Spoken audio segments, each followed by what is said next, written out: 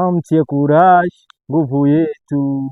Famtie courage, moyo wetu. Aujourd'hui on chante, on danse, on célèbre. Femme wa Musenyi, hakuna kama wewe. Merci beaucoup, merci.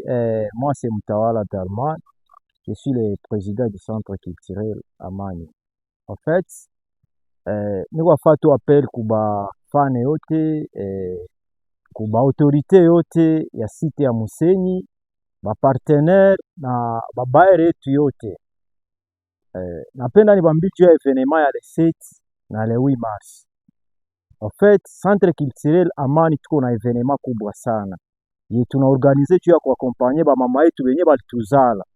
C'est pourquoi si peke kunguvu yetu comme Asbel vraiment hatuna uwezo. Tuko na uwezo kweli ya kuorganizea kufanya bingine, lakini tunahitaji sapoti zenu.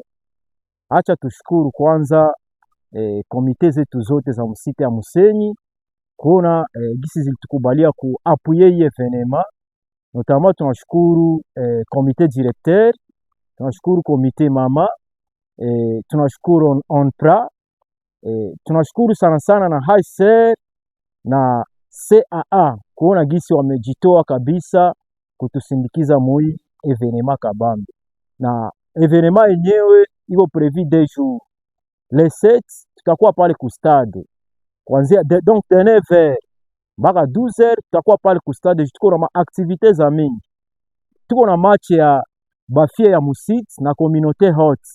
Il faut tu déplacer bale ba communauté hot kwa batatokea marubao kule bakuye tu celebre pamoja, tubaoneshe kama hata kama tuko mbukimbizi, lakini ba mama yetu bako na haki ya kupata zile tu haki zao zenye walikuwaka nazo.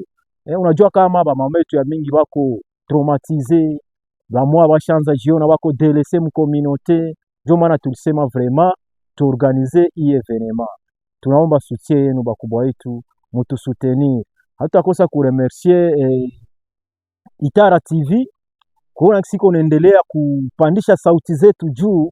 Tunaweza kuwa na masauti, tuko na besoin tuseme kitu ifike ku mafasi fulani, lakini shie peke hatuna moyo ya kuzifikisha.